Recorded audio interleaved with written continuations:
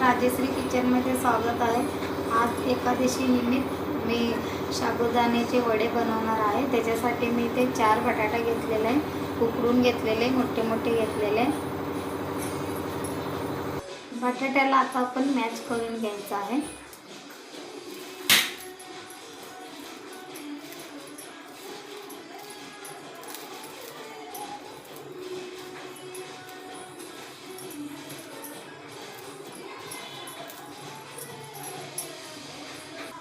बटाटा मॅच करून झालेला आहे। आता आपण या वाटी मापाने मी 2 वाटी साबुदाणा टाकते। याच्यात भिजून ठेवलेलं होतं मी, ते दुपारी मी भिजत ठेवलेले ते साबुदाणे। 2 वाटी साबुदाणे टाकलेले त्याच्यात। आता मी ते हिरवी मिरची घेतलेले, 5-6 मिरची घेतलेले। तुम्हाला पाहिजे तसं तिखट तुम्ही मिरची घेऊ शकता। आणि ह्याच्यात आता आपण 2 चम्मच जिरं टाकणार आहे। 2 चम्मच जिरं टाकायचं आहे। आता आपण याला वाटून घ्यायचं आहे। वाटून घेतलेलं आहे मी। आता हे सर्व ह्याच्यात टाकून घ्यायचं आहे।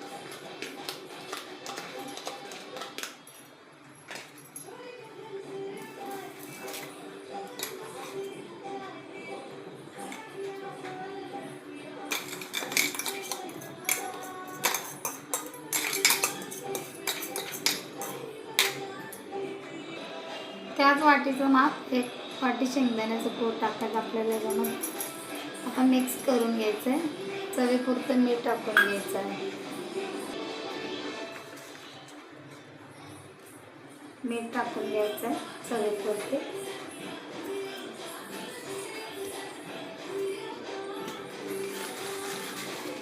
मीठ टाकून झालेलं आहे। आता आपल्याला मिक्स करून घ्यायचं आहे हे सर्व।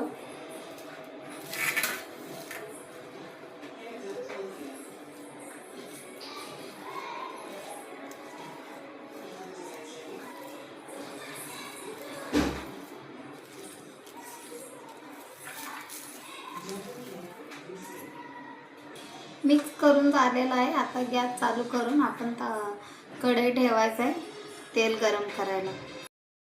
कढई ठेवलेलं आहे। आता त्याच्यात तेल टाकून घेऊया। तेल टाकलेलं आहे कढईमध्ये। आता आपण तेल गरम करून घ्यायचं आहे।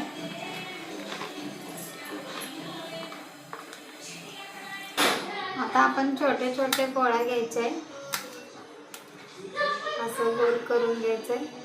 तुम्हाला पाहिजे तेवढं आकारमध्ये बनवू शकता। मी छोटे छोटे बनवते।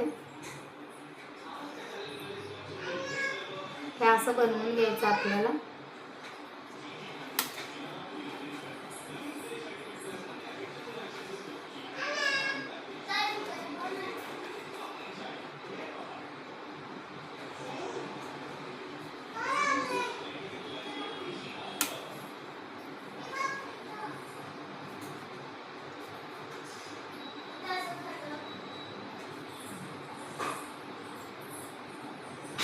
अशा प्रकारे बनवून घ्यायचं आहे आपल्याला।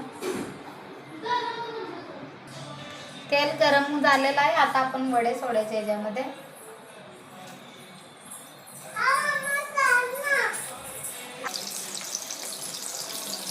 मीडियम गॅसवर ठेवून आपल्याला भाजून घ्यायचं आहे व्यवस्थित।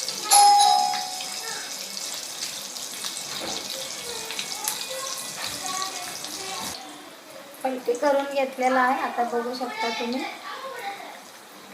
मीडियम गॅसवरच जरा भाजून घ्यायचं आहे।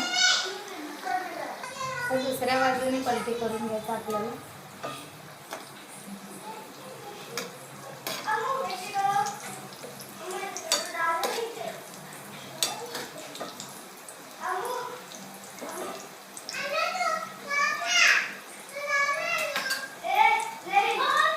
भाजून झालेले आता काढून घ्यायचं आपल्याला। बघू शकता तुम्ही आपले वडे किती छान असे झालेले आहे। तुम्ही दहीसोबत किंवा शेंगदाण्याची चटणी किंवा खोबऱ्याची चटणी सोबत खाऊ शकता। इथं मी दहीसोबत खाणार आहे। बघू शकता तुम्ही किती छान झालेले आहे आपले वडे। व्हिडिओ आवडल्यास लाईक करा, सबस्क्राईब करा। थँक्यू।